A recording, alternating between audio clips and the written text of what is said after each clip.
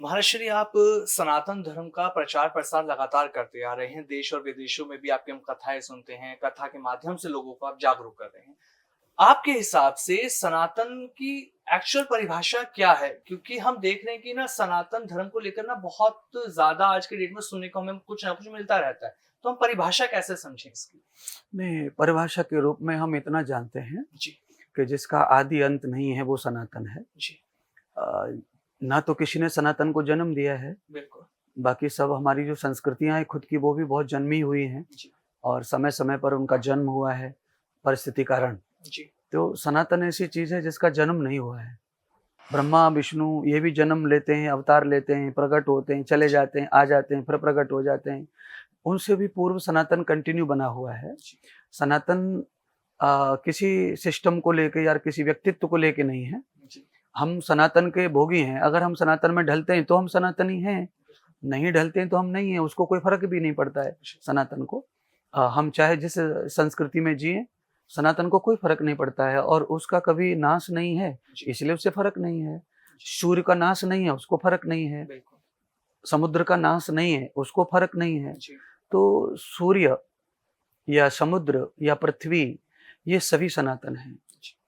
अब इस सनातन में जैसे मानो हम तीनों ही पकड़ लो, जी। यहाँ बैठे हैं तो हम तीनों के विचार या संस्कृति या पूजा पाठ कोई अलग भी हो सकते हैं। जी। मानो हम सभी लोग सनातनी हैं तो भी हमारे देवता मूर्तियाँ अलग हो सकती हैं। जी। उसके बावजूद भी हम एक ही जगह बैठ के वार्तालाप कर रहे हैं जी। और एक ही धरती पे रह रहे हैं, एक ही प्लॉट में बैठे हैं। बिल्कुल। तो सनातन तो सबके लिए समान है। जी। कोई धर्म बदल ले, कोई संस्कृति बदल ले, पूजा पाठ बदल ले, तो भी वो सनातनी ही रहेगा। जी।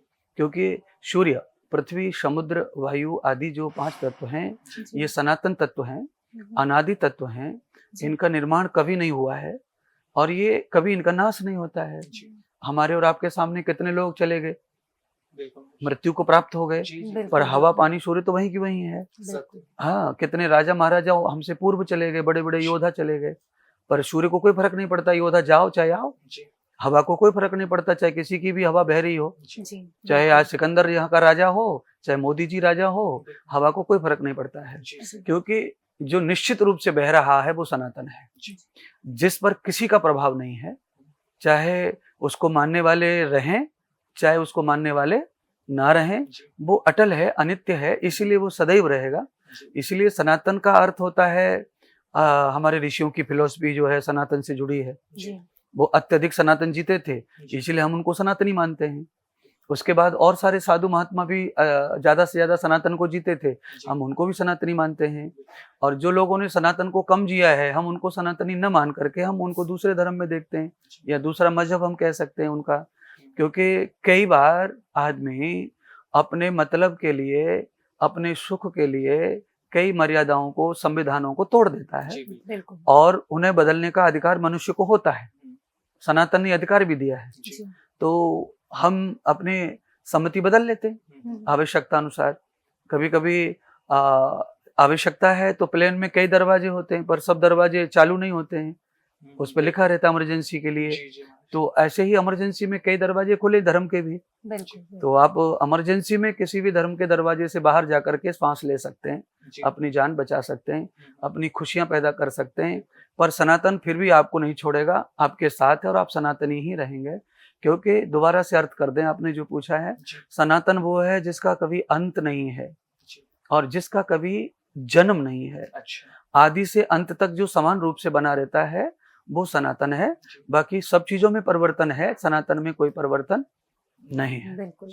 महाराष्ट्र अभी आपने मोदी जी की बात की यहाँ पर, जैसे कि हमारे देश के वो राजा के रूप में आपने उनकी बात की। तो जब से मोदी जी आए हैं, समाज में एक अलग तरह की लहर हमें देखने को मिल रही है। वो इसलिए भी क्योंकि वो बहुत धार्मिक, आध्यात्मिक हैं, पूजा पाठ से जुड़े हुए हैं और जब से उन्होंने अपने धर्म को और भी ज़्यादा अंगीकार करना शुरू किया है, पूजा पाठ में दिखना शुरू किया है, पूरा युवा भी बहुत ज़्यादा पूजा पाठ की ओर जा रहा है। तो देश के राजा का आध्यात्मिक होना क्या युवाओं के लिए आध्यात्म के और रास्ते खोलता है? नहीं, ये मोदी जी जो है ना प्रभावित है थोड़ा जी, संस्कृति से। जी, बाकी हमारे प्रधानमंत्री जैसे अटल बिहारी जी थे, जी, वो बहुत प्रभावित थे इन चीज़ों से। जी, उसके पहले हमारे शास्त्री जी थे, जी। वो खूब प्रभावित थे इन चीजों से। चौधरी चरण सिंह जी थे, वो बहुत प्रभावित थे ये आर्य समाज से, जी सनातन से, वैदिक धर्म से। जी। तो आदमी की शिक्षा और संग कैसा रहा, जी उनका ज्यादा टाइम किस चीज में बीता, उसके आधार पर उनका चिंतन और सोच पैदा होती है। बिल्कुल। तो जब हमारी सोच इस प्रकार की पैदा होती है तो हम उसी प्रकार का जीवन जीते हैं और उसी प्रकार के जीवन से दूसरों का दर्शन करते हैं। जी। जब हम इस तरह का दर्शन करते हैं तो हमारे लिए कोई छुआछूत या छोटा बड़ा या धर्म अधर्म या पक्षपात ये शेष नहीं रह जाते। फिर उनकी महानता उसी चीज से देखी जाती है और उनका परिणाम, उनका फल उन्हें प्राप्त भी होता है। वो एक दिग्गज, एक महान, एक योद्धा बन के समाज में प्रस्तुत होते हैं। जी। उससे समाज को पूर्णतः लाभ होता है। जी हाँ, दूसरी बात यह है कि मध्यकालीन में सनातन के नाम से दुनिया भर के संस्कृतियों का जन्म हुआ है। जी। उन्होंने भी सनातन को साइड में किया है और एक छोटा सा सनातन अपना लेकर के कि ये भी सनातन का अंग है, ये भी सनातन का अंग है, जी ऐसा करके बहुत सारे संस्कृति बदली हैं बिल्कुल जो बिल्कुल। हिंदू ही है।